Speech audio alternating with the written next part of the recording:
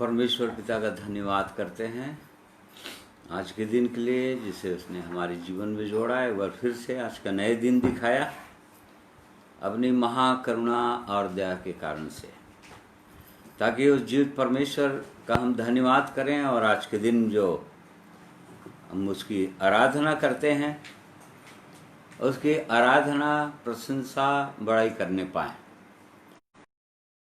दिन फिर से ऐसा सुंदर अवसर दिया परमेश्वर ने, इसलिए हम उसकी महिमा और बड़ाई तारीफ करते हैं।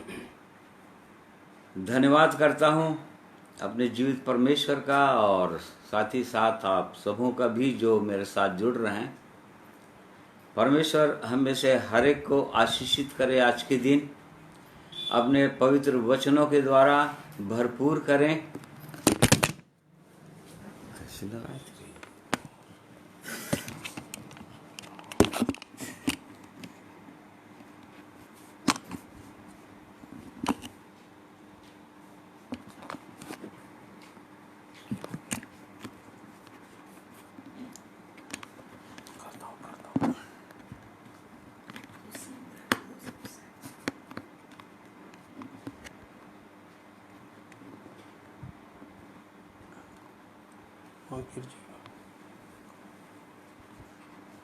थोड़ा डिस्टरबेंस हो गया मोबाइल के कारण से, और उसके लिए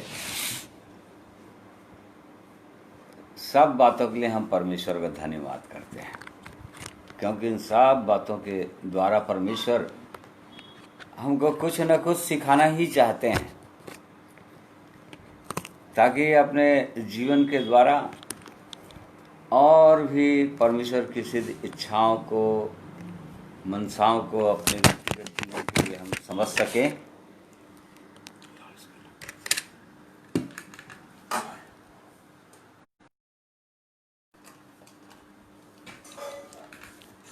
दो मिनट रुकना पड़ेगा।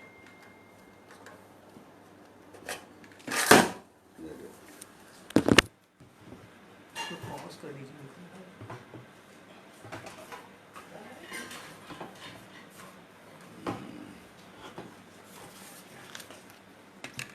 बोलते रहूं क्या?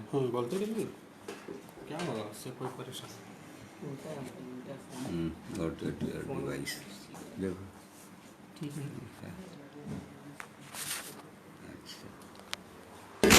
थोड़ा सा ऊपर करो, बहुत नीचे हो गया। ऊपर करो उसका।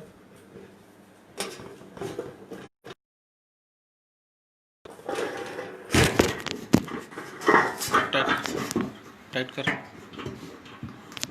हो गया। एक मिनट, अभी ठीक है क्या? देखिए वो गिर गया ना उसका, इसे थोड़ा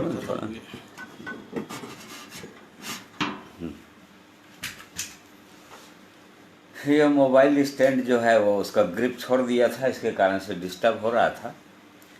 परंतु फिर भी हम परमेश्वर का धन्यवाद करते हैं उसके अद्भुत महान प्रेम के लिए। और आप सबों को मैं प्रभु यीशु मसीह के पवित्र नाम में नमस्कार कहता हूँ, जय मसीह कहता हूँ। परमेश्वर की उत्तम आशीषों को आज के दिन में हम सब लोग प्राप्त करने पाएँ, और इसलिए आज के दिन के लिए परमेश्वर के पवित्र वचन को हम पढ़ेंगे, जो पाया जाता है यूहन्ना 14 अध्याय उसका 15 से 17 पद तक पढ़ेंगे इसको। Gospel of John 14:15 to 17। यदि तुम मुझसे प्रेम रखते हो तो मेरी आज्ञाओं को मानोगे। मैं पिता से विनती करूंगा और वह तुम्हें एक और सहायक देगा कि वह सर्वदा तुम्हारे साथ रहे, अर्थात सत्य का आत्मा, जिसे संसार ग्रहण नहीं कर सकता, क्योंकि वह न उसे देखता है और न उसे जानता है। तुम उसे जानते हो क्योंकि वह तुम्हारे साथ रहता है और वह तुम में होगा। परमेश्वर का धन्यवाद करते हैं उसके पवित्र वचन के लिए। आइए प्रार्थना करेंगे। प्रेमी परमेश्वर पिता, हम आपका धन्यवाद करते हैं आपके पवित्र वचनों के लिए, जिनके द्वारा आते हैं और चाहते हैं कि आपकी इच्छाओं को हम समझ सकें, आपको जान सकें, और आपसे हम भी वैसे ही प्रेम कर सकें। और इसलिए पवित्र आत्मा परमेश्वर, हम आपकी सहायता, आपकी अगुवाई आज के दिन के लिए चाहते हैं। धन्यवाद करते हैं, प्रार्थना प्रभु यीशु के नाम में मांगते हैं, सुनिए, ग्रहण कीजिए, आमीन। आइए, इससे पहले कि परमेश्वर के पवित्र वचन की ओर हम ध्यान लगाएंगे, अपने प्रिय भाई के साथ परमेश्वर की महिमा के लिए गीत गाएंगे।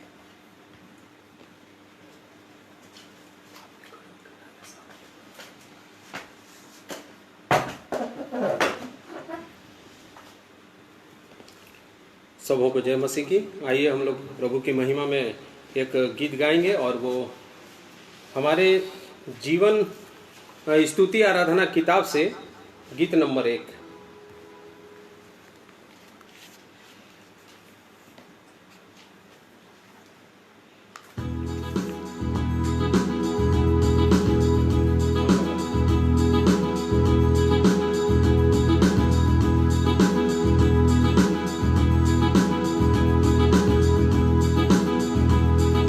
सामर से भरा यीशु नाम, अद्भुत सामर से भरा यीशु नाम, स्वर्ग पृथ्वी का उसमें सर्वाधिकार, अद्भुत सामर से भरा यीशु नाम, अद्भुत सामर से भरा यीशु नाम, अद्भुत सामर से भरा यीशु नाम, स्वर्ग और पृथ्वी का उसमें सर्वाधिकार, अद्भुत सामर से भरा यीशु नाम। वो प्रभु है, राजा है, यीशु क्रिस्त प्रभुओं का प्रभु है। वो प्रभु है, राजा है, यीशु क्रिस्त प्रभुओं का प्रभु है। सदा जय यीशु के लहू में है, सदा जय यीशु के लहू में है, पाप और मृत्यु और शैतान की शक्ति पर, सदा जय यीशु के लहू में है, सदा जय यीशु के लहू में है, सदा जय यीशु के लहू में है, पाप और मृत्यु और शैतान की शक्ति पर, सदा जय यीशु के लहू में है। वो प्रभु है, राजा है, यीशु क्रिस्त प्रभुओं का प्रभु है। प्रभु है, राजा है, यीशु क्रिस्त प्रभुओं का प्रभु है। संगति में है आनंद पार, उसकी संगति में है आनंद पार, सारे दुखों डर में होता है निदान, उसकी संगति में है आनंद पार, उसकी संगति में है आनंद पार, उसकी संगति में है आनंद पार, सारे दुख डर का होता है निदान, उसकी संगति में है आनंद पार। प्रभु है, राजा है, यीशु क्रिस्त प्रभुओं का प्रभु है। वो प्रभु है, राजा है, यीशु क्रिस्त प्रभु है।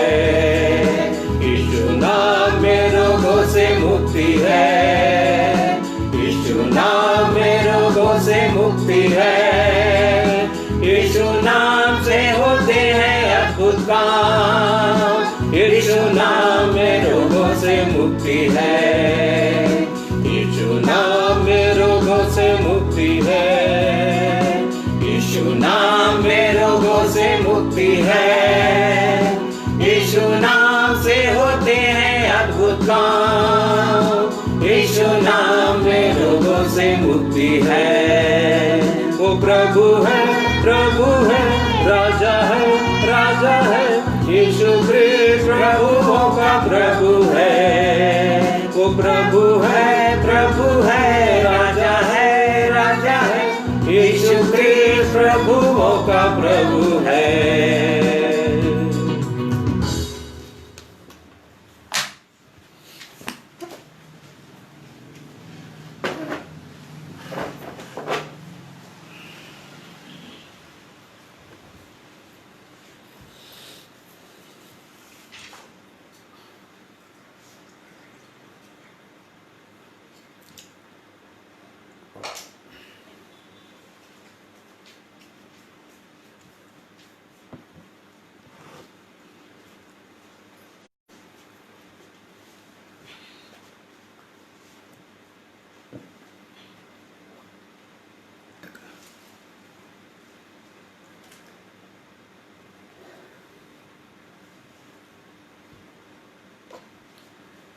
तो जब हम प्रभु यीशु के प्रेम की ओर देखते हैं, उसकी अद्भुत योजना की ओर देखते हैं अपने जीवित परमेश्वर का,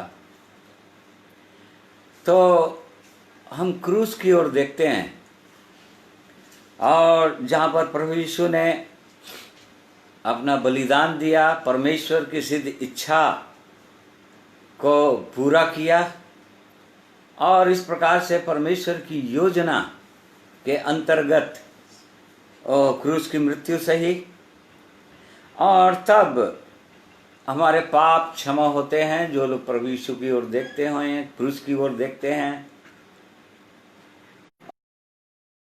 को स्वीकार करते हैं अपने व्यक्तिगत जीवन के लिए, प्रभु यीशु के प्रायश्चित को स्वीकार करते हैं कि वो मेरे बदले में, हम सबके बदले में हमारे पापों की सजा को उठा लिए, और तब हमारे पाप क्षमा होते हैं।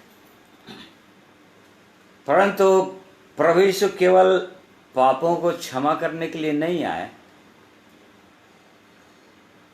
और काम के लिए आए। उनका उद्देश्य केवल पापों की क्षमा नहीं थी।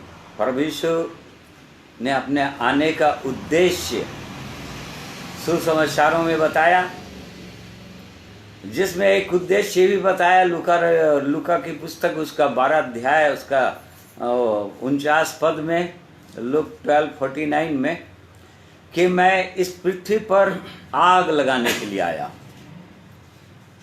मैं पृथ्वी पर आग लगाने आया हूँ, और क्या चाहता हूँ कि केवल यह अभी सुलग जाती। मैं वो प्रभु यीशु यहाँ पर एक अलग उद्देश्य बता रहे हैं कि मैं पृथ्वी पर आग लगाने के लिए आया हूँ, और उसके बाद क्या बोल रहे हैं? क्या चाहता हूँ केवल यह कि अभी सुलग। मुझे तो एक बपतिस्मा लेना है, और जब तक वह न हो ले तब तक मैं कैसी व्यथा में रहूंगा। देखिए, प्रभु यीशु एक बपतिस्मा ले चुके थे यरदन नदी में, यूहन्ना बपतिस्मा देने वाले के द्वारा। तो उस बपतिस्मा की बात यहाँ पर नहीं कर रहे हैं, परंतु यहाँ पर क्रूस की मृत्यु के विषय में वो बोल रहे हैं कि मुझको क्रूस पर से जाना होगा, मुझको मरना होगा, मैं गाड़ा जाऊंगा और तीसरे दिन जीवित हो जाऊंगा।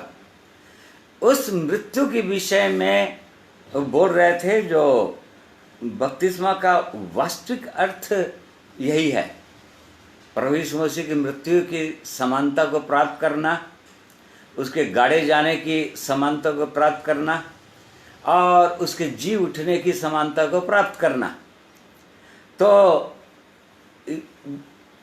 जाना ही मेरी अवश्य बोल रहे थे, और जब तक मैं उस बपतिस्मा को ना ले लूँ तब तक मैं कैसी व्यथा में रहूँगा, प्रभु यीशु मसीह ने कहा।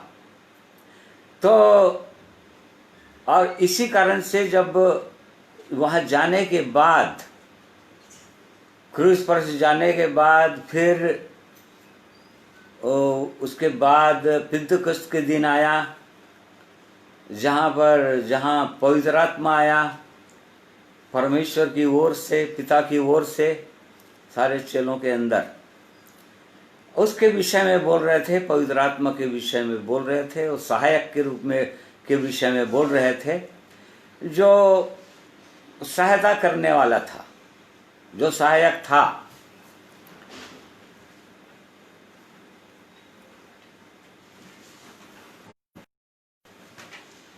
जैसे कि यूहन्ना उसका 7वां अध्याय उसका 37 और 38 पद यदि पढ़ेंगे, यूहन्ना 7 अध्याय 37-38 पद, Gospel of John chapter 7 verse 37 and 38। पर्व के अंतिम दिन जो मुख्य दिन है, यीशु खड़ा हुआ और पुकार कर कहा, यदि कोई प्यासा हो तो मेरे पास आए और पिए। जो मुझ पर विश्वास करेगा, जैसा पवित्र शास्त्र में आया है, उसके हृदय में से जीवन के जल की नदियां बह निकलेंगी। और आगे, उसने यह वचन पवित्र आत्मा के विषय में कहा जिसे उस पर विश्वास करने वाले पाने पर थे, क्योंकि आत्मा अब तक न उतरा था, क्योंकि यीशु अब तक अपनी महिमा को न पहुंचा। हाँ, प्रभु यीशु क्रूस पर जाकर मरकर स्वर्ग जब चले गए तो अपनी महिमा में पहुंचे और तब पवित्र आत्मा इस पृथ्वी पर आया। तो इसीलिए प्रभु यीशु अपने जाने का, स्वर्ग जाने का उद्देश्य बता रहे थे, तब तक पवित्र आत्मा नहीं आया था इस पृथ्वी पर। पुराने नियम में आत्मा परमेश्वर के लोगों के ऊपर उतरता था, ऊपर ऊपर से उतरता था। वे लोग अभिषेक किए जाते थे परमेश्वर के द्वारा, जैसे कि शाऊल के विषय में लिखा हुआ है, जब उसका अभिषेक हुआ शाऊल राजा के विषय में पुराने नियम का, तो और ही मनुष्य बन गया था परिवर्तित होकर। पहला शमूएल 10 अध्याय में लिखा हुआ है। फिर उसके बाद राजा दाऊद का अभिषेक हुआ जब छोटा ही सा था तो, और तब फिर उसके बाद से पवित्र आत्मा उसके ऊपर उतरता रहा। फिर उसके बाद शमूएल और न्यायों की पुस्तक में गिदोन के ऊपर, फिर सिमसोन के ऊपर उतरता रहा। और जब पवित्र आत्मा उनके ऊपर उतरता था तो बहुत बड़े बड़े सामर्थ्य के काम वो लोग करते थे और बहुत सारे लोग आशीषित होते थे उनके द्वारा। परंतु वो ऊपर से आता था वो, परंतु उसके साथ साथ जब उनके जीवन में ऐसी परिस्थितियां आती थी तो लोग पाप में भी डूब जाते थे। शाऊल राजा के विषय में हम पढ़ते हैं कि बाद में वो पवित्र आत्मा उसके जीवन से चला गया, परमेश्वर की आज्ञाओं को नहीं मान सका और फिर उसके बाद दुष्ट आत्माएं उसको सताने लगी। वैसे ही दाऊद के ऊपर भी जब पवित्र आत्मा आता था तो बहुत से लोग आशीषित होते हैं। सिमसोन के ऊपर पवित्र आत्मा आता था तो इस्राएलियों को द्रोहियों के हाथ से छुड़ा देते थे, दुष्ट राजाओं के हाथ से छुड़ाते थे। परंतु जब ऐसी परिस्थितियां आती थी तो पाप में भी डूब जाते थे, पाप में भी गिर जाते थे। अर्थात जो कुछ भी उनके जीवन में आशीषें आती थी या उनके द्वारा जो लोग आशीष पाते थे वो सब कुछ बाहरी था, बाहरी आशीषें थी उनके जीवन में। जैसे कि उनके विषय में उनकी प्रतिज्ञा की गई थी, उनको धन मिलेगा, संपत्ति मिलेगी।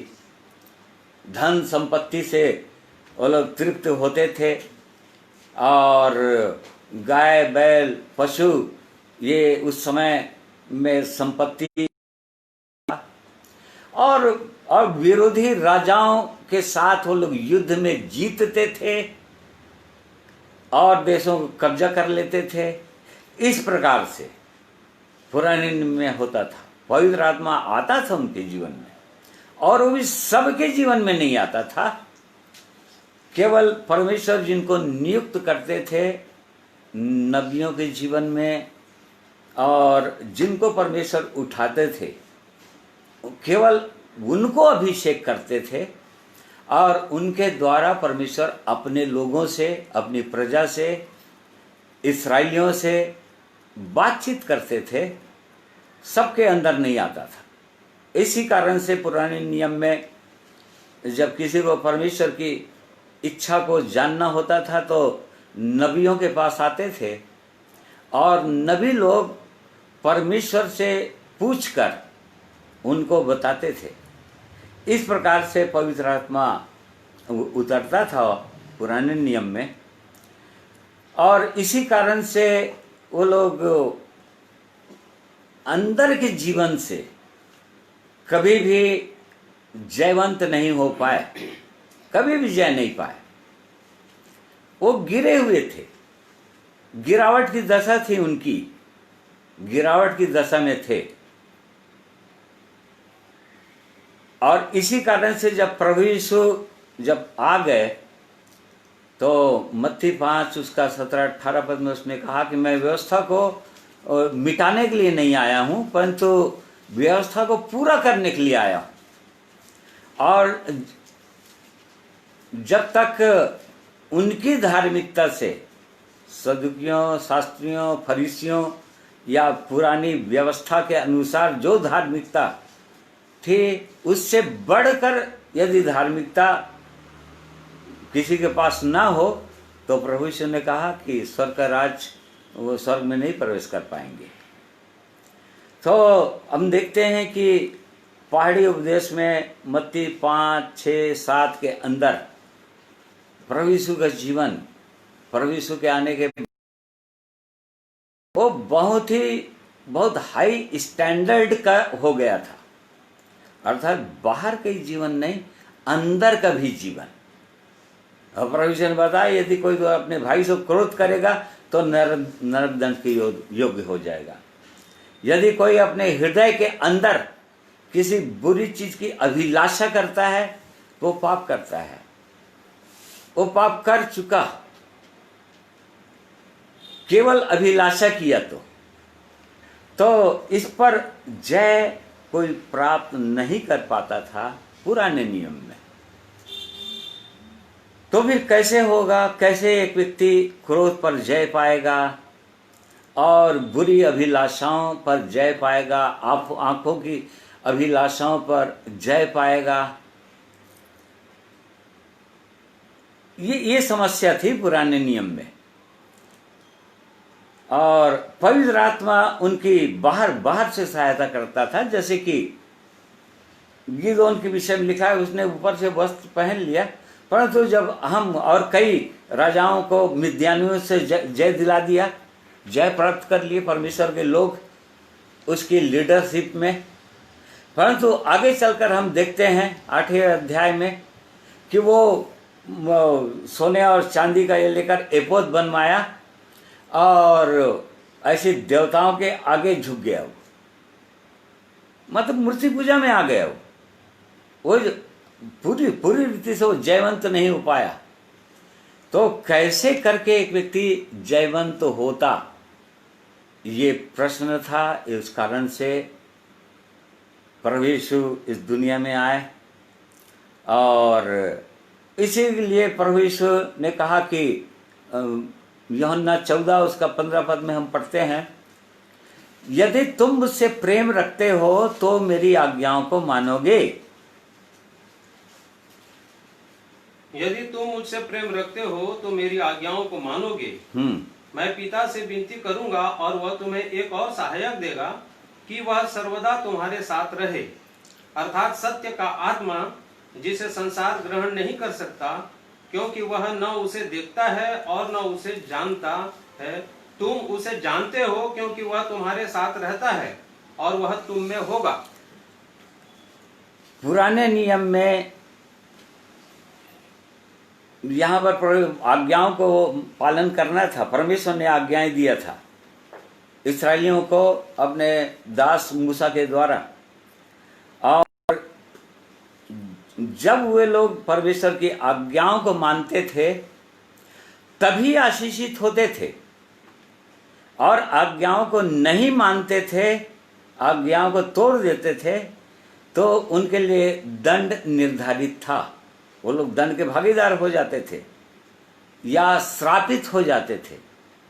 जैसे कि पुराने नियम के व्यवस्था विवरण 28 अध्याय में वो आशीष और श्राप के विषय में बहुत सुंदर वचन लिखा हुआ है कि इसी कारण से पुराने नियम में भी परमेश्वर के लोग आज्ञाओं को मानते थे, परंतु डर के कारण मानते थे, भय के कारण मानते थे कि परमेश्वर की यदि हम आज्ञाओं को नहीं मानेंगे तो हम श्रापित हो जाएंगे, दंडित हो जाएंगे और भौतिक आशीषें नहीं मिलेगी, रोग बीमारियों से ग्रस्त हो जाएंगे।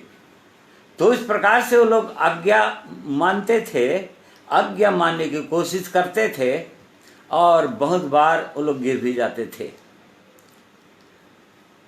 जिस प्रकार से परमेश्वर के वचन में लिखा हुआ है कि पुराने नियम के अंदर जो इस्राएली लोग थे, परमेश्वर की प्रजा थी, इब्राहिम के संतान थे, उनके विषय में लिखा है कि वो लोग बालकों के समान थे।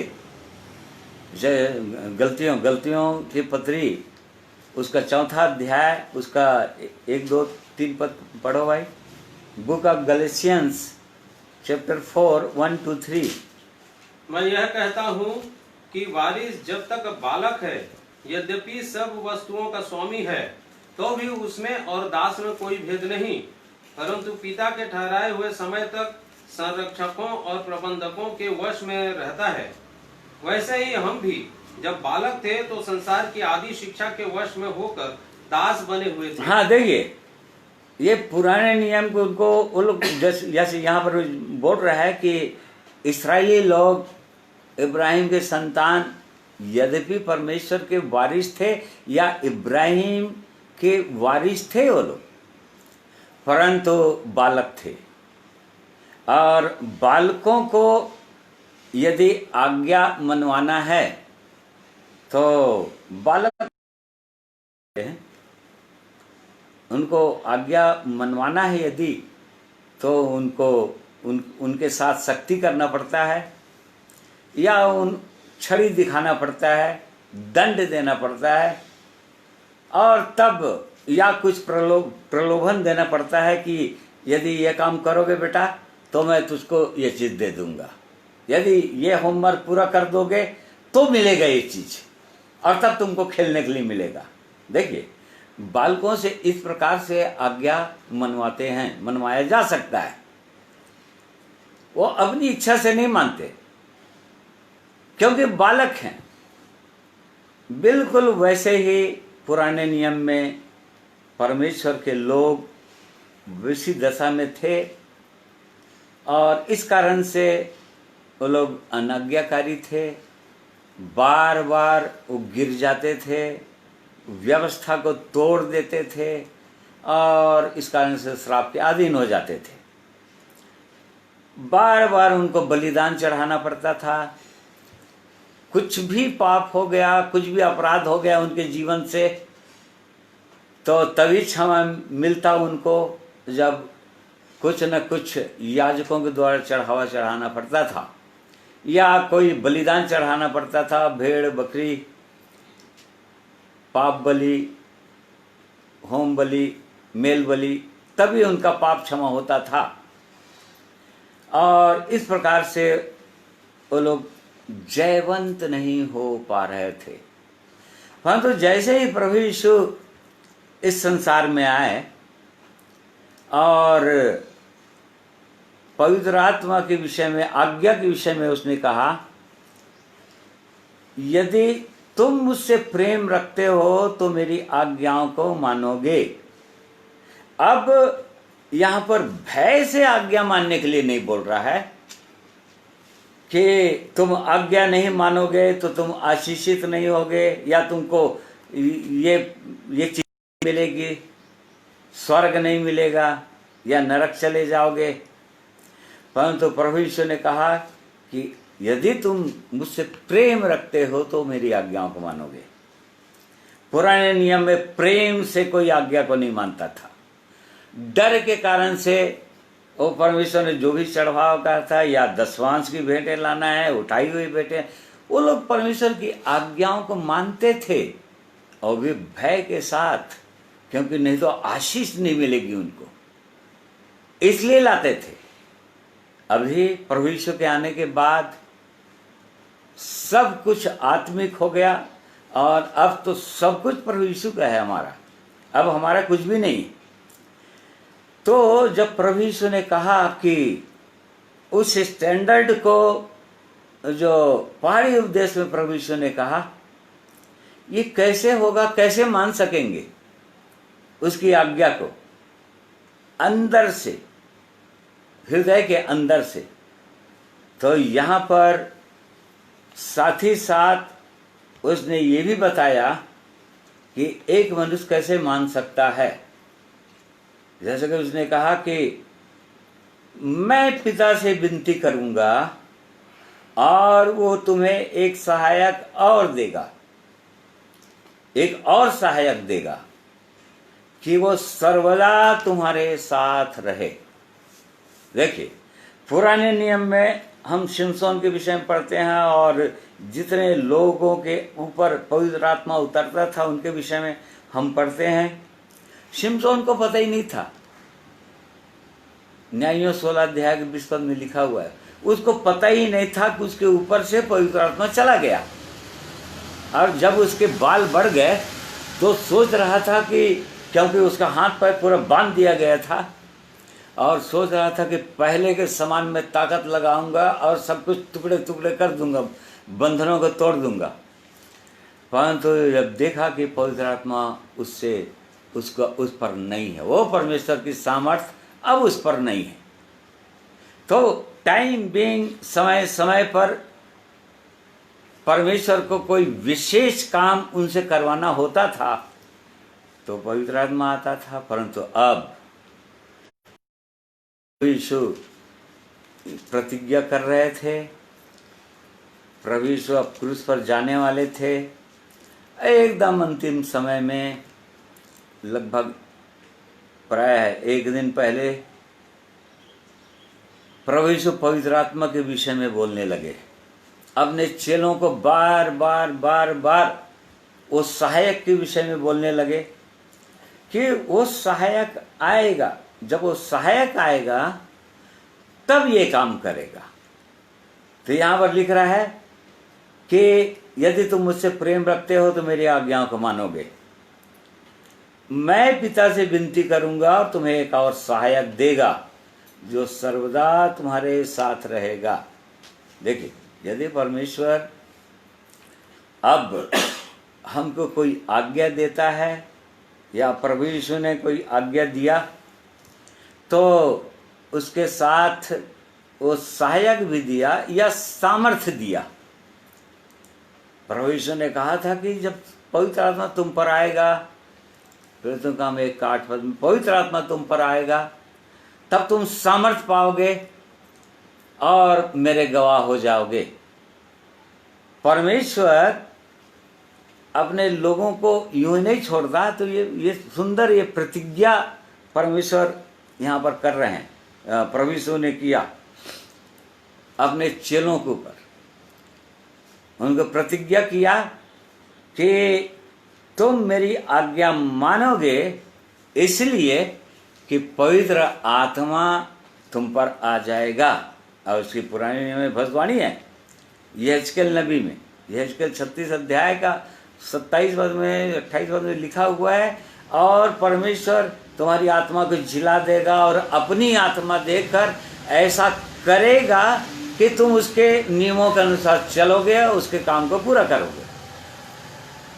तो ये सच है, जब पवित्र आत्मा आता है एक व्यक्ति के अंदर, सत्य का आत्मा, तो सर्वदा तुम्हारे साथ रहेगा। बोला हमेशा हमेशा के लिए तुम्हारे साथ रहेगा, और चेलों को कहा।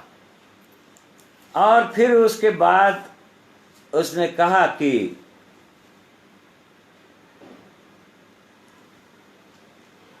उसका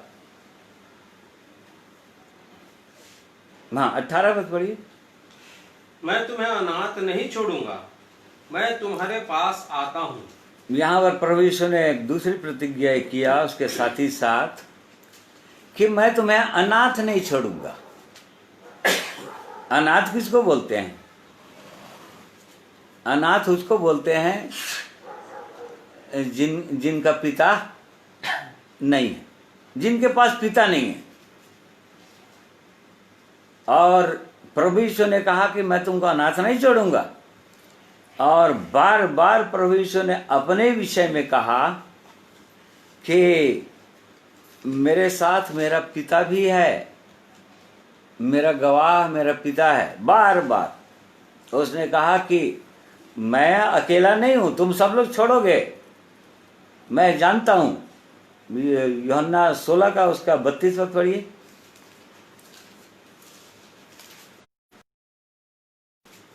देखो वह घड़ी आती है, वरन आ पहुंची है कि तुम सब तितर बितर होकर अपना अपना मार्ग लोगे और मुझे अकेला छोड़ दोगे, तो भी मैं अकेला नहीं, क्योंकि पिता मेरे साथ है। प्रभु यीशु ने कहा अपने चेलों को, और सचमुच में जब रोमी सरकार के जो सिपाही लोग आए तो सब लोग भाग गए। प्रभु यीशु के चेले लोग तितर बितर हो गए, छोड़ दिए, प्रभु यीशु को अकेला छोड़ दिए। और फिर भी प्रभु यीशु ने कहा कि मैं अकेला नहीं हूं। क्यों?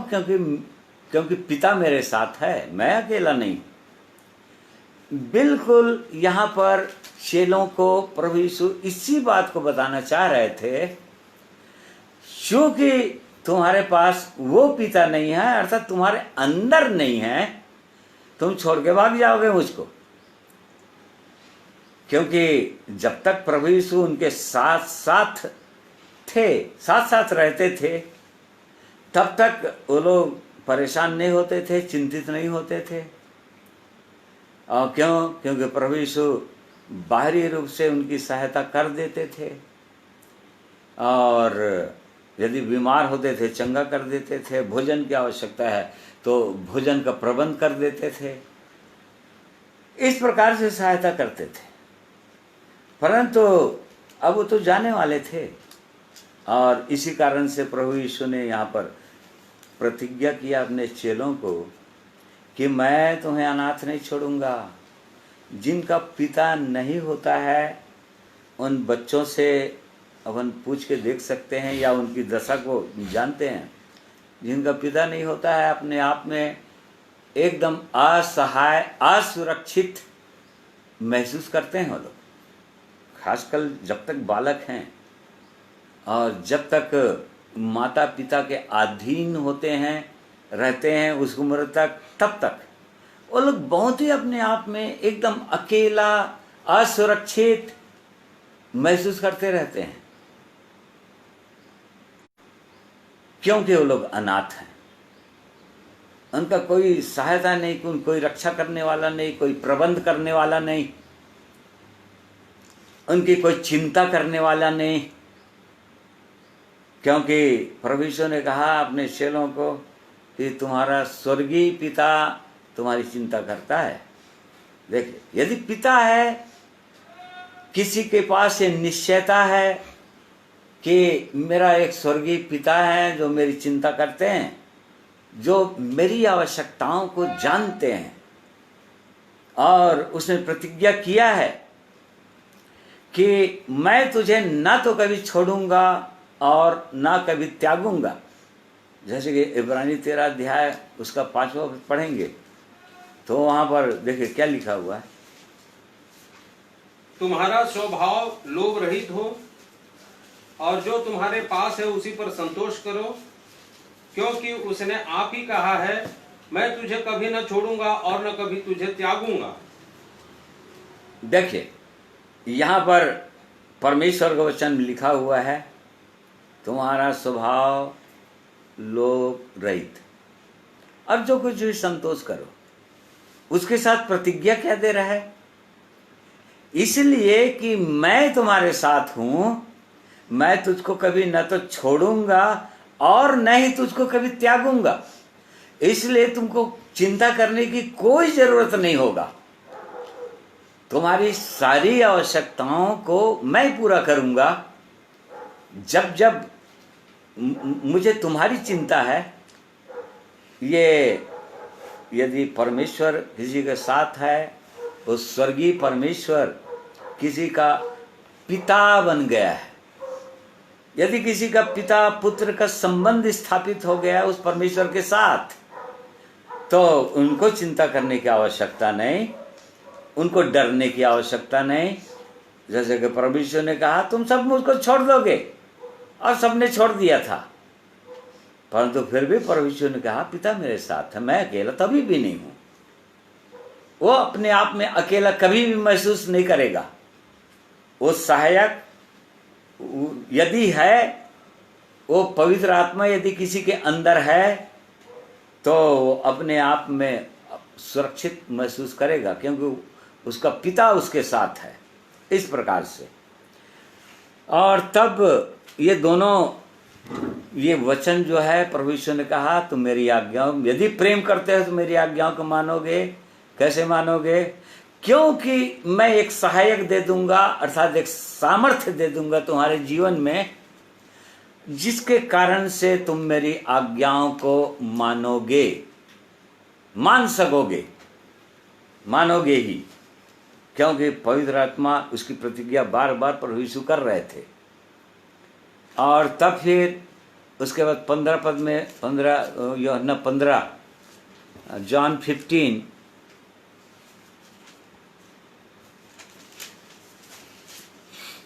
उसका 26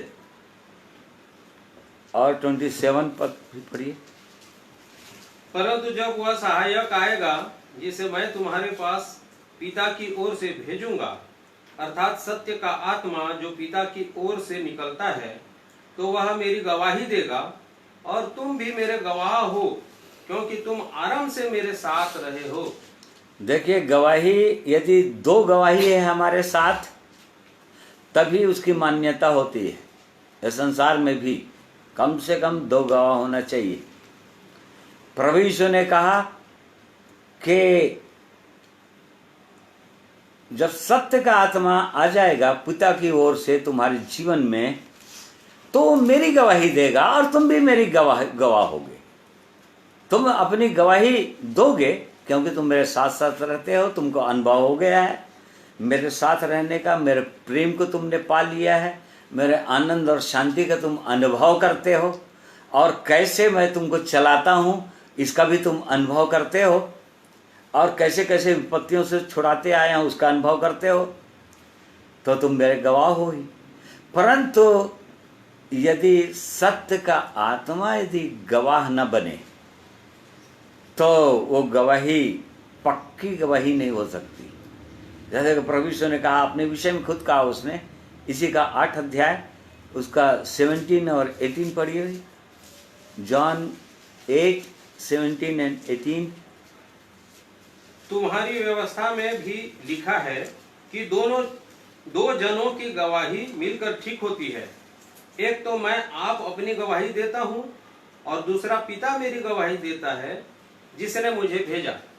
देखिए, 2 गवाही, यदि हम केवल अपनी गवाही हम किसी को दे रहे हैं, हमारे पास गवाही है मेरे साथ बहुत अद्भुत काम किए हैं, यदि गवाही है, परंतु यदि पवित्र आत्मा हमारे जीवन में नहीं है उस समय, और पवित्र आत्मा की सामर्थ्य में पवित्र आत्मा उस चीज को कंफर्म नहीं कर रहा है हमारी गवाही को लोगों के सामने, तो गवाही व्यर्थ होगा।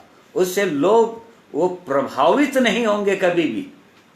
परंतु यदि एक विश्वासी गवाही दे रहा है किसी के सामने में, और साथ ही साथ पवित्र आत्मा भी उसका गवाह बन गए, वहां पर पवित्र आत्मा के द्वारा वो सामर्थ्य निकल रहा है, और तब फिर जो कुछ भी वो गवाही दे रहा है, जो भी परमेश्वर का वचन को बता रहे हैं, तो उनके हृदय तक पहुंच जाता है, उनके हृदय के अंदर में काम हो जाएगा वो, क्योंकि परमेश्वर का सामर्थ्य वहां पर काम करने लगता है। तो परमेश्वर ने कहा जब सहायक आएगा, अर्थात जब सत्य का आत्मा आएगा या पवित्र आत्मा आएगा, तो वो ऐसा काम करेगा, वो मेरी गवाही देगा। और फिर उसने कहा कि वो मेरी महिमा करने लग जाएगा। सचमुच में हम उसकी महिमा नहीं कर सकते जब तक पवित्र आत्मा हमारे अंदर ना हो, क्योंकि पवित्र आत्मा ही उस परमेश्वर को, प्रभु यीशु को लोगों के सामने उठाता है, उसकी महिमा करता है।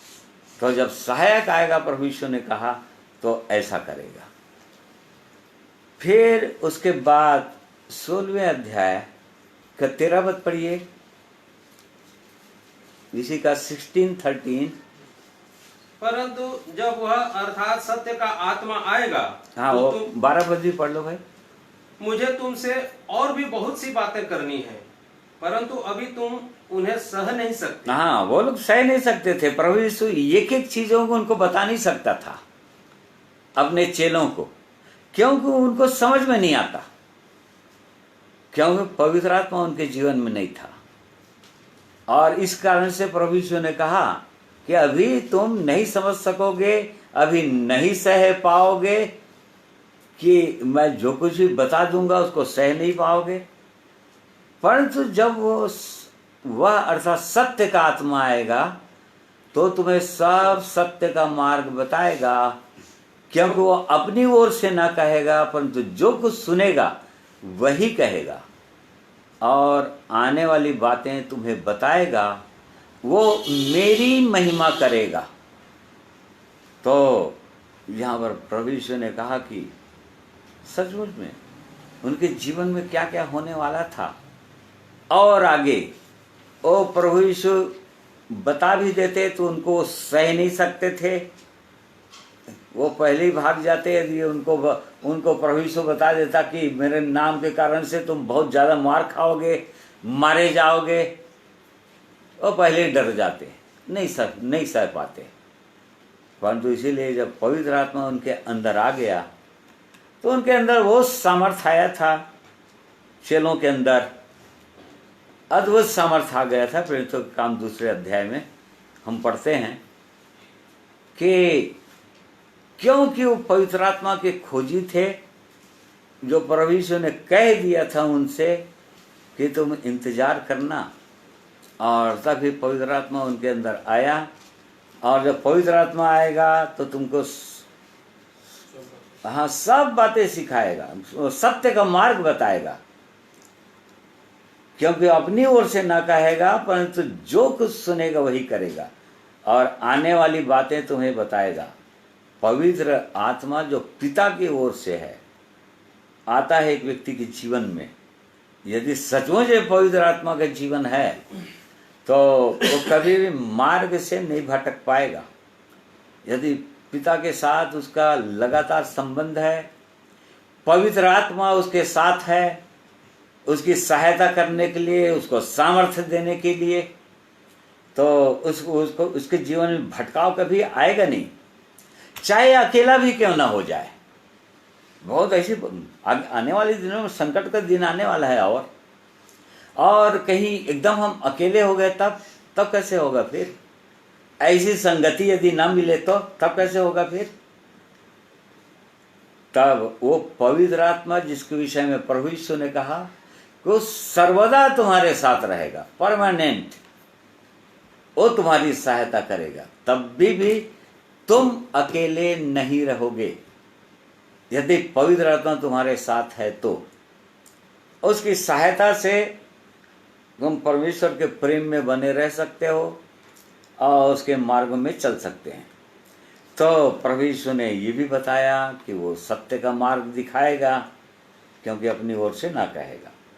फिर उसके बाद 16 अध्याय का ही किसी का 7 पद से पढ़िए भला। तो भी मैं तुमसे सच कहता हूँ कि मेरा जाना तुम्हारे लिए अच्छा है, क्योंकि यदि मैं न जाऊं तो वह सहायक तुम्हारे पास न आएगा, परंतु यदि मैं जाऊंगा तो उसे तुम्हारे पास भेजूंगा। प्रभु यीशु देखिए अब जाने वाला है क्रूस पर, बार बार पवित्र आत्मा के विषय में अपने चेलों से चर्चा कर रहे थे, क्योंकि अब उसके बाद प्रभु यीशु के पास जाने के बाद और परमेश्वर का तीसरा रूप अर्थात पवित्र आत्मा उनके अंदर आने वाला था। इसलिए प्रभु यीशु ने कहा कि तुम्हारे लिए मेरा जाना अच्छा है। क्यों? क्योंकि यदि मैं न जाऊंगा तो वह सहायक तुम्हारे पास आएगा नहीं, इसलिए अच्छा है। क्योंकि तक प्रभु यीशु रहते थे तब तक उनकी सहायता होती थी, और वो भी बाहर बाहर से, अंदर से नहीं।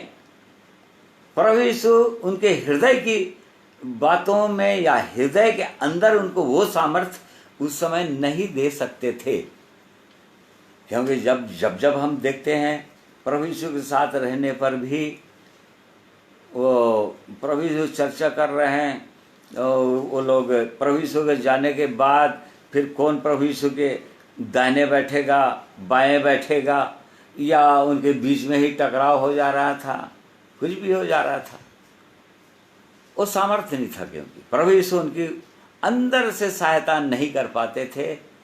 इसलिए यहाँ पर उसने कहा कि हर समय 24 आवर्स तो तुम मेरे साथ रहोगे नहीं, यहाँ पर भी नहीं रहोगे। जब तक प्रभु यीशु उनके साथ थे 3.5 साल तक, तो 24 आवर्स तो उनके साथ नहीं थे वो। जब प्रभु यीशु उनसे अलग हो जाते थे तब वो लोग कैसा करते थे। तो यहाँ पर प्रभु यीशु ने कहा कि मेरा जाना तुम्हारे लिए अच्छा है। क्यों? क्योंकि जब मैं चला जाऊंगा तो पिता से विनती करूंगा, वो सहायक देगा जो सर्वदा तुम्हारे साथ रहेगा, तुम्हारे पास भेज दूंगा और सर्वदा तुम्हारे साथ रहेगा, हर समय सामर्थ्य रहेगा, चाहे तुम कहीं भी रहो। हर समय परमेश्वर का आत्मा सामर्थ्य देता रहेगा, सहायता करता रहेगा, मार्ग दिखाता रहेगा। जब कभी भी हमारा पांव दाएं या बाएं मुड़ने के लिए लगेगा, पवित्र आत्मा उसी समय हमको बताएगा मार्ग ये है, इस पर चलो। इस प्रकार से परमेश्वर सहायता करेगा। फिर उसने कहा, परंतु यदि मैं जाऊंगा तो तुम्हारे पास भेजूंगा, वह आकर संसार को पाप और धार्मिकता और न्याय के विषय निरुत्तर कर देगा। पाप के विषय में इसलिए कि वे मुझ पर विश्वास नहीं करते, धार्मिकता के विषय में इसलिए कि मैं पिता के पास जाता हूं और तुम मुझे फिर न देखोगे, न्याय के विषय में इसलिए कि संसार का सरदार दोषी ठहराया गया है। देखिए प्रभु यीशु ने क्या कहा, वह आकर अर्थात पवित्र आत्मा जब तुम्हारे अंदर आ जाएगा तब वो संसार को पाप के विषय में निरुत्तर कर देगा, इसलिए कि वो मुझ पर विश्वास नहीं करते। पतरस किसी को निरुत्तर नहीं कर पाता था। जब तक उनके चेले लोग किसी को निरुत्तर नहीं कर पाते थे, किसी को सुसमाचार नहीं सुना सकते थे, क्योंकि उनकी बातों को कोई सुनने वाला नहीं था। परंतु जैसे ही पवित्र आत्मा आया, हम देखते हैं फिर तो हम 2 अध्याय में, जब चेलों के अंदर पवित्र आत्मा आ गया, पतरस खड़ा हुआ मंच पर हजारों की भीड़ में, और जब पवित्र आत्मा उसके मुंह के द्वारा बोलने लगा तो सुनने वालों के हृदय छिद गए, उनके पाप उन पर प्रकट हो गए, कायल हो गए, उनके हृदय के अंदर विश्वास जागृत हो गया कि यही हमारा प्रभु है, यही हमारा मसीह है जिसको हमने क्रूस पर चढ़ा दिया। क्योंकि ये काम किसने किया? उनको निरुत्तर किसने कर दिया? संसार को पाप के विषय में निरुत्तर कर दिया। ओ 3000 लोगों के विषय में लिखा हुआ है प्रसंग 2:37 पद में 37 में, तो निरुत्तर हो गया। अब उनके पास कोई प्रश्न नहीं था। तो किसने किया निरुत्तर?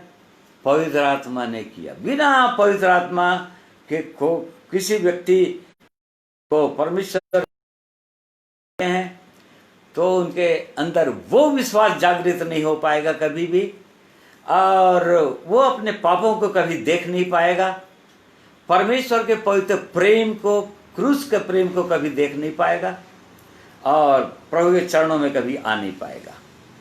और इसी कारण से प्रभु यीशु ने कहा कि जब पवित्र आत्मा तुम्हारे अंदर आएगा तभी तुम सामर्थ पाओगे, और जब पवित्र आत्मा के द्वारा तुम किसी से बातें करोगे तो वो कायल होगा, पाप प्रकट हो जाएगा उसके जीवन में, और वो निरुत्तर हो जाएगा। अर्थात उसके हृदय के अंदर जो भी डाउट्स होंगे, जो भी शंकाएं होंगे, जो भी प्रश्न होंगे, चाहे किसी भी प्रकार के प्रश्न हो, वो सारे प्रश्नों का उत्तर उसको मिल जाएगा और पूरा उस विश्वास हो जाएगा और वो प्रभु के चरणों में आ जाएगा। ये पहला काम करेगा पवित्र आत्मा संसार के साथ। फिर उसने कहा कि और धार्मिकता के विषय में, पाप के विषय में, धार्मिकता के विषय में निरुत्तर कर देगा। आज संसार में लोग अपने आप को बहुत धर्मी समझते हैं, क्योंकि जो लोग भी धर्म के काम करते हैं वो लोग समझते हैं कि उससे परमेश्वर प्रसन्न होता चला जा रहा है। जो भी काम करते हैं, यदि मसीहियत के अंदर भी यदि कुछ भी काम करते हैं, जो लोग भी, वो सोचते हैं कि हमारा परमेश्वर प्रसन्न हो रहा है क्योंकि हम धर्म का काम कर रहे हैं। नहीं, वो धर्म का काम नहीं है।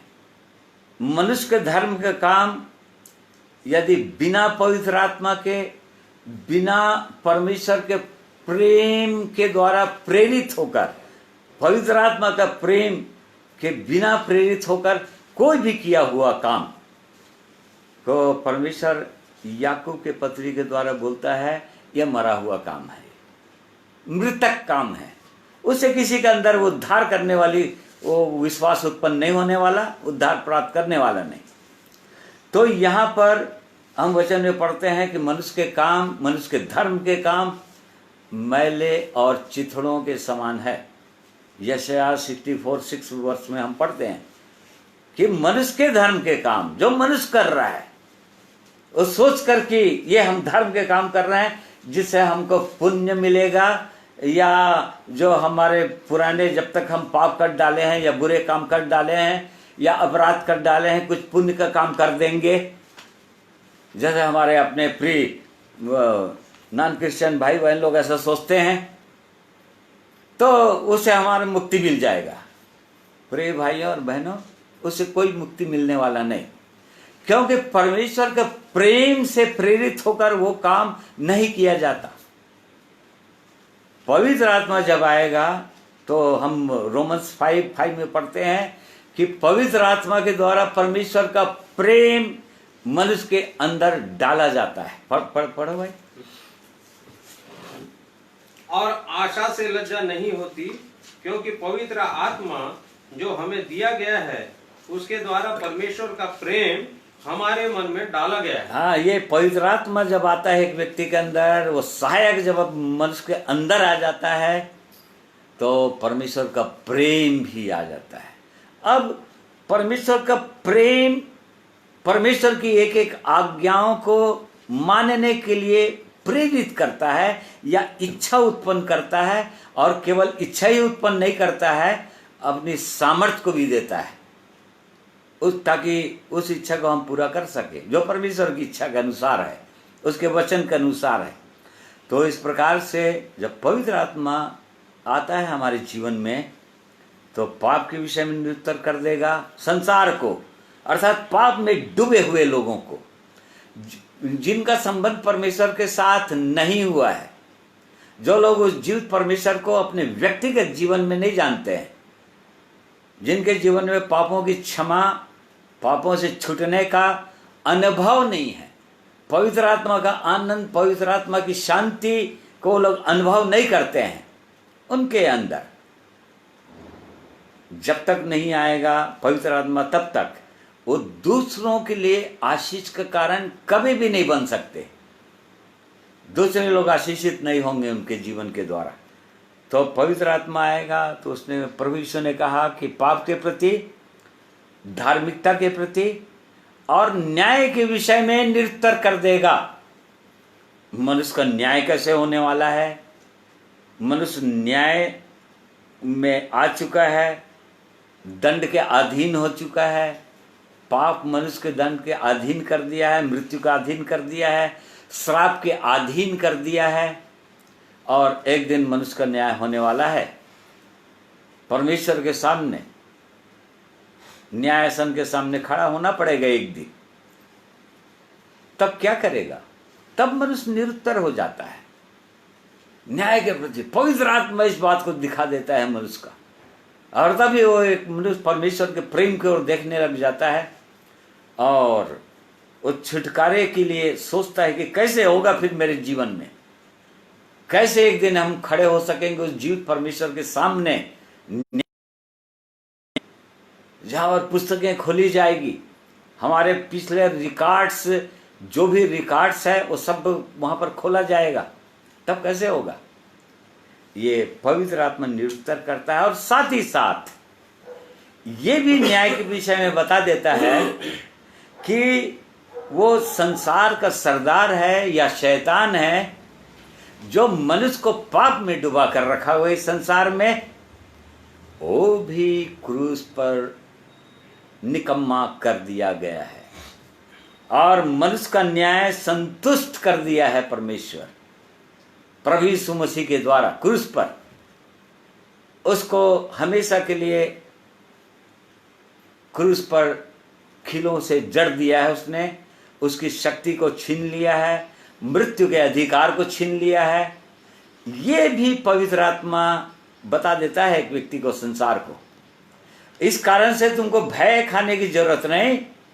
यदि प्रभु यीशु के पास आ गए और सुंदर जीवन का अनुभव कर लिए, पापों की क्षमा और छुटकारे को प्राप्त कर लिए, पवित्र आत्मा का आनंद और शांति में आगे बढ़ने का अनुभव में है यदि, तो हमारा न्याय हो चुका है। ओ प्रभु यीशु क्रूस पर शैतान को निकम्मा कर चुका है, उसके हाथों से छुड़ा चुका है। अब शैतान से हमको कोई डर नहीं, क्योंकि वो न्यायी जो है, वो परमेश्वर जो है न्याय कर चुका है, न्याय के विषय में निरुत्तर कर देगा। अब तुम्हारा न्याय, श्वेत सिंहासन का न्याय जो है, फाइनल जजमेंट है, उसके सामने खड़े होने की आवश्यकता ही नहीं पड़ेगा। इस विषय में भी एक व्यक्ति को पवित्र आत्मा पूरी रीति से कन्विंस कर देता है, बता देता है। तो ये पवित्र आत्मा का काम है हमारे जीवन में। और तब देखिए, पुराने नियम नए नियम कितना अंतर हो गया। पुराने नियम के अंदर अनुग्रह नहीं था, परमेश्वर की दया अवश्य थी। परमेश्वर उन पर दया करता था, उनके पापों को क्षमा करता था। और अभी नए नियम में पापों को क्षमा नहीं करता, पापों को छुड़ा भी देता है और जय दिलाता है पवित्र आत्मा के द्वारा, पवित्र आत्मा के सामर्थ्य के द्वारा। तो नए नियम के अंदर जो यहाँ का इस अनुभव तक जो लोग पहुंच चुके हैं, परमेश्वर के पवित्र प्रेम का अनुभव करते हैं, उद्धार का अनुभव करते हैं, क्या वो पवित्र आत्मा हमारे जीवन के अंदर है? इस चीज को हमको जांचने की, बहुत गंभीरता से जांचने की आवश्यकता है। और क्या हम उसके लिए भूखे और प्यासे हैं? जैसे कि प्रभु यीशु ने कहा, यूहन्ना 7 का उसका 37 पढ़ी फिर से।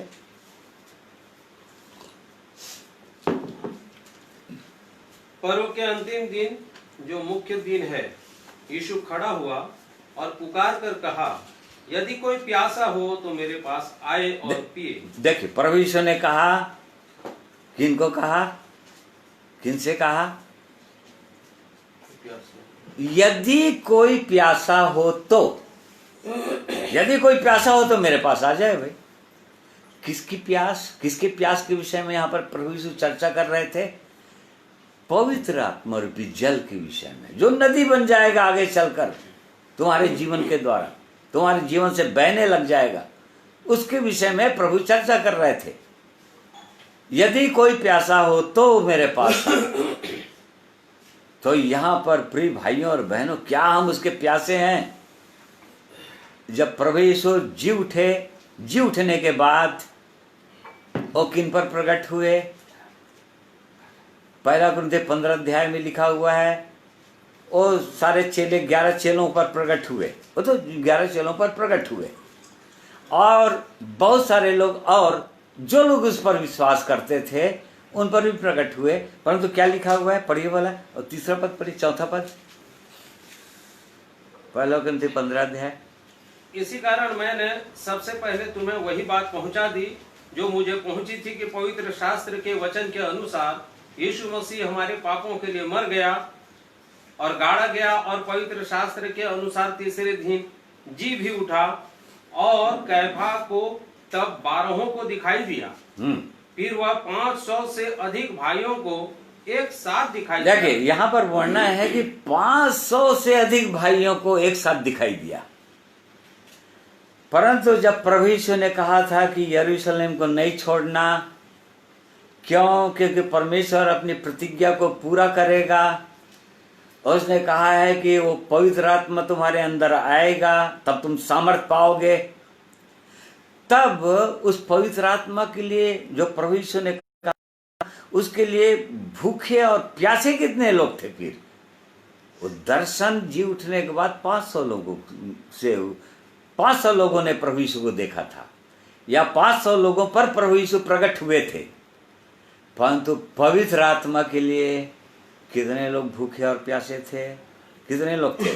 हम फिर तो काम 1 अध्याय उसके 12 पद पढ़िए वाला, लगभग 120 लोग। देखो 500 में 120 लोग, केवल 120 लोग। हाँ पढ़ो वाला। उन्हीं दिनों में पतरस भाइयों के बीच में जो 120 व्यक्ति के लगभग थे, देखिए, खड़ा होकर कहने लगा। हाँ, उनसे बातें करने लगा था। मतलब 120 लोग प्रतिदिन परमेश्वर की प्रतिज्ञा का, जो प्रभु यीशु ने कहा था कि पवित्र आत्मा तुम पर आ जाएगा, उसके लिए वो इंतजार कर रहे थे। एक मन और एक चित होकर भूखे और प्यासे।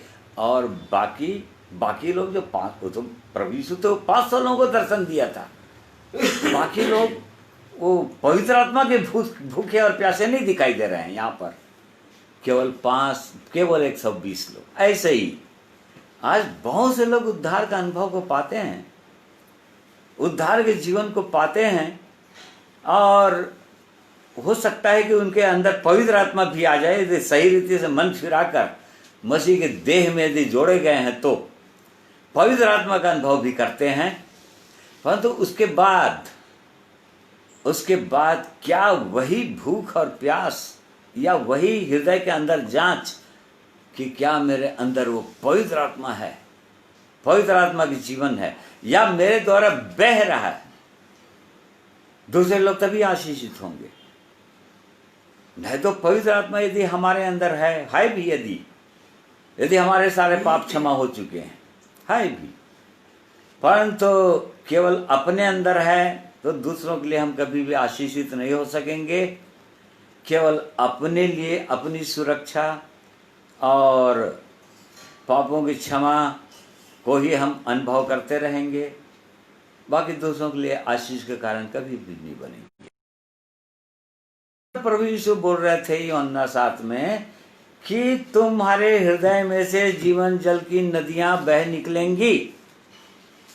और फिर नदी में क्या होगा? जितने लोग प्यासे होंगे उस नदी के जल के संपर्क में जितने लोग आएंगे सब तृप्त होंगे।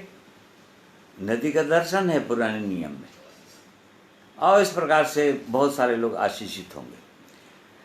तो परमेश्वर का हम धन्यवाद करते हैं कि परमेश्वर का अनुग्रह हमारे साथ है। प्रभु यीशु का वाचा उसने जो अपने लहू के द्वारा हमसे बांधा, उस वाचा के अधीन जो लोग हैं और सचमुच में जिनके अंदर वो सहायक आ चुका है, पवित्र आत्मा, उनको हर दिन प्रतिदिन पवित्र आत्मा से भरने की आवश्यकता है, ताकि वो छलकने लगें, सोता बन जाएं और बहुतों के लिए आशीष का कारण बन जाए। परंतु यदि किसी के पास ऐसा अनुभव नहीं है, उद्धार का अनुभव नहीं है, पवित्र आत्मा का अनुभव नहीं है, पवित्र आत्मा का प्रेम का अनुभव नहीं है, अब बहुत से लोग यहाँ पर शैतान बहुत ही छल किया है संसार के साथ, लोगों के साथ, और किसी चीज को लोग पवित्र आत्मा सामर्थ समझ लिए हैं। पवित्र आत्मा भी रहेगा और झूठ भी बोलते रहेंगे, लालच भी रहेगा, चोरी भी रहेगा, और हर प्रकार के गलत काम भी रहेगा, संसार के साथ साझा भी करते रहेंगे, और सोचते रहेंगे कि पवित्र आत्मा हमारे अंदर है। और धोखा है, ऐसे ही शैतान धोखा दे रहा है लोगों को। पवित्र आत्मा नहीं हो सकता किसी प्रकार के, कोई दूसरी आत्मा हो सकता है, परंतु परमेश्वर का आत्मा नहीं हो सकता।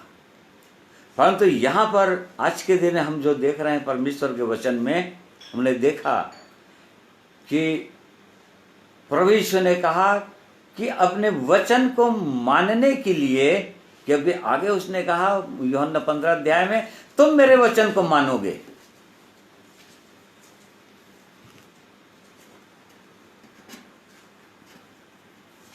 तुम मेरे वचन को मानोगे, यदि पवित्र आत्मा है तो तुम मेरे वचन को मानने लगोगे। तो इस पवित्र आत्मा के विषय में या वो सहायक के रूप में क्या हमारे जीवन में है, हम में से हर एक को जांचना ही चाहिए। नहीं तो हम अनाथ समान रहेंगे, भयभीत रहेंगे, डरे रहेंगे, कहीं पर किसी चीज में कोई संतुष्टि नहीं होगी, संतोष का जीवन नहीं होगा, लोभ रहित जीवन नहीं होगा, किसी न किसी के लालच में डूबे रहेंगे और ये कह नहीं सकेंगे कि परमेश्वर मेरे साथ है इसलिए मैं न डरूंगा, मेरा सहायक है वो परमेश्वर, कभी भी नहीं कह पाएंगे। और इसलिए प्रिय भाइयों और बहनों, आज के इन वचनों के द्वारा परमेश्वर हम में से हर एक को आशीषित करें, आनंदित करें और हृदय के अंदर उस सहायक के लिए भूख और प्यास जगाएं कि हर समय उस पवित्र आत्मा से हम भरे जाएं, भरपूरी का जीवन हो, ताकि हम जयवंत जीवन जी सकें। इसलिए परमेश्वर इन वचनों के द्वारा हम में से हर एक को आशीषित करें। आइए एक गीत सुनेंगे परमेश्वर की महिमा के लिए।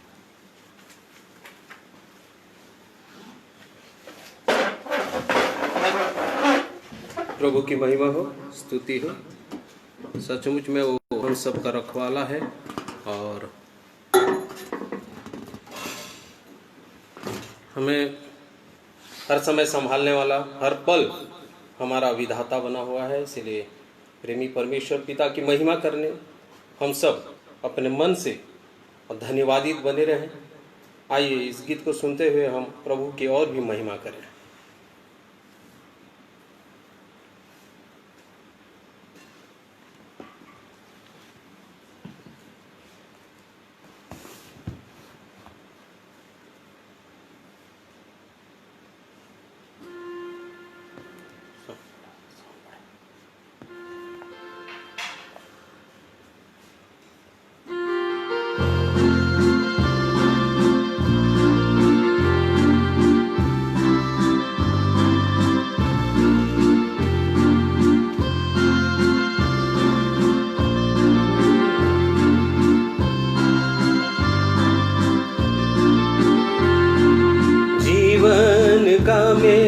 तू रखवाला, हर पल तू मेरा विधाता है।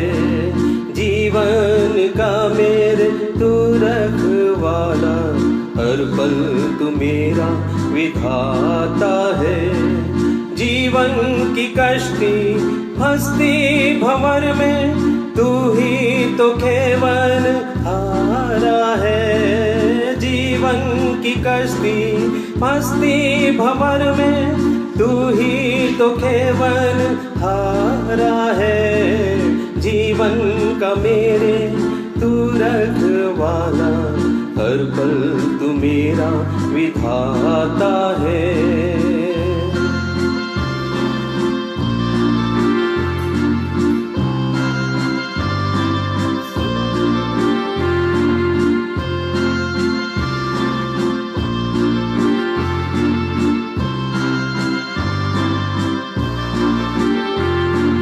जीवन जब होता उदास, होती नहीं जब आती है तेरी आवाज, आ जाओ तुम मेरे पास। जीवन जब होता उदास, होती नहीं जब आती है तेरी आवाज,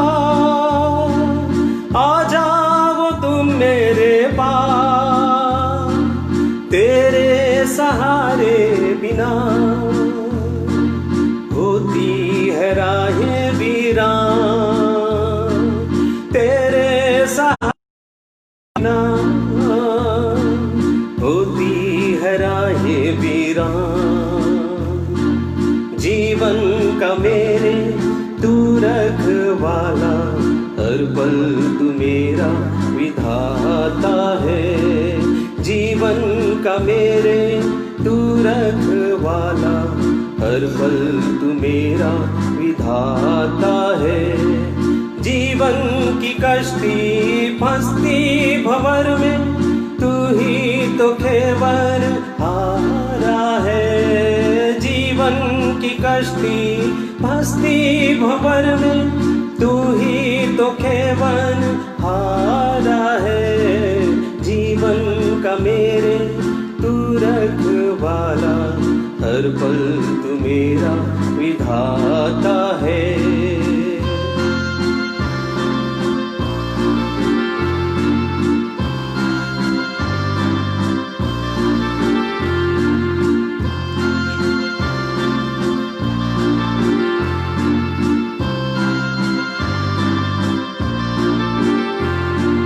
जीवन का मेरा तुमी, तुझ बिन नहीं कोई प्रिय। यही तमन्ना मेरी, गाता रहूं तेरे गीत। जीवन का मेरा तुमी, तुझ बिन नहीं कोई प्रिय। यही तमन्ना मेरी, गाता रहूं तेरे गीत। तुझको न छोड़ूं कभी, नाता न टूटे कभी। तुझको न छोड़ूं कभी, नाता न टूटे कभी।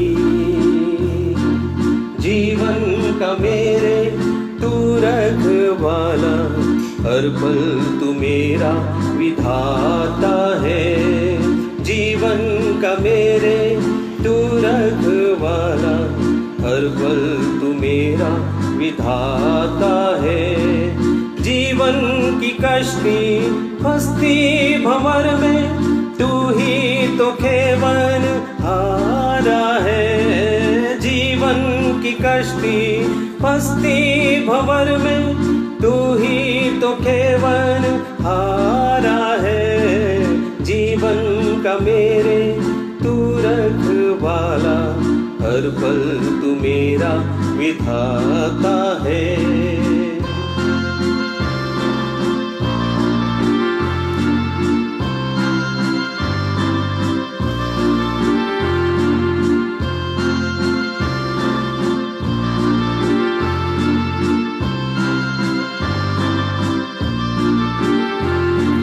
जीवन के सागर में डूबे जब नैया कभी,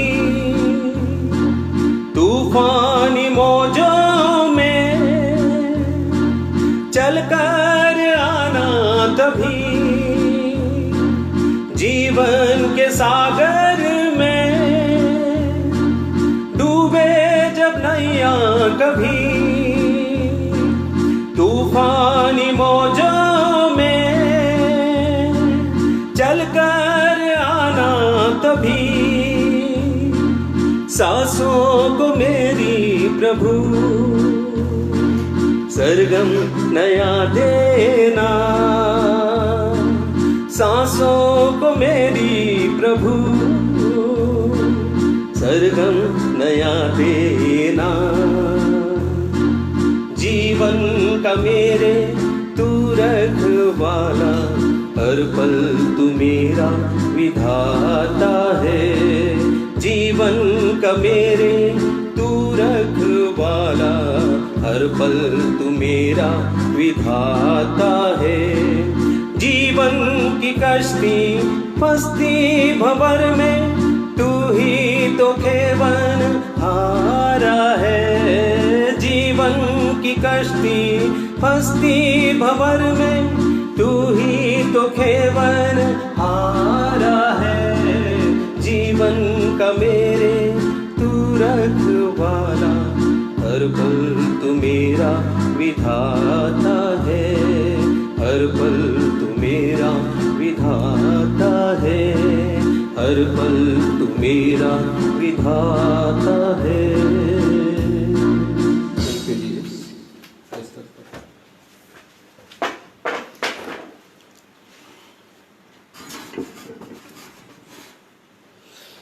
सुंदर गीत के लिए भाई का धन्यवाद करते हैं कि सचमुच में वो परमेश्वर हमारा रखवाला है, हमारा विधाता हैं, हर समय वो हमारे सहायक हैं और इस कारण से वो हमसे कभी छूटने ना पाए, ऐसे हर समय हमको प्रार्थना करना चाहिए। आइए प्रार्थना करेंगे। प्रेमी परमेश्वर पिता, धन्यवाद करते हैं आज के दिन में आपने हमारी सहायता की अपने पवित्र वचन के द्वारा कि हम आपकी ओर देखें। आप जो हमारी सहायता के लिए पवित्र आत्मा आप देते हैं, जिसकी प्रतिज्ञा आपने किया है और जिनके पास ये अनुभव है, हमें चाहिए प्रभु कि हमको प्रतिदिन पवित्र आत्मा से भरना है ताकि हम और दूसरों के लिए भी आशीष का कारण बन सके, खुद आशीषित हों, दूसरों के लिए आशीष का कारण बन सके। हमें से हर एक की सहायता कीजिए। धन्यवाद करते हैं, आपने हम सबों की सहायता किया, आपके पवित्र वचन को बोलने में मेरी सहायता किया और सुनने के लिए भी मेरे प्रियों की आपने सहायता किया प्रभु। और इसलिए हर एक की और सहायता कीजिए कि बहुत गंभीर होकर अपने आप को जांच सकें, देख सकें कि हमारे अंदर क्या वो सहायक, वो पवित्र आत्मा है कि नहीं। और नहीं तो आपके चरणों में आकर दीन हो, टूटें, आपके पवित्र प्रेम की ओर देखें और क्रूस की सामर्थ्य में अपना जीवन सौंपें और उस पवित्र आत्मा का अनुभव करें। प्रार्थना प्रभु यीशु के नाम में मांगते हैं, सुनिए, ग्रहण कीजिए। आमीन। तो मैं धन्यवाद करता हूँ, आप लोग परमेश्वर के वचन को बड़े धीरज के साथ सुने हैं। परमेश्वर आप सबों को आशीषित करे। आप सबों को जय मसीह कहता हूँ।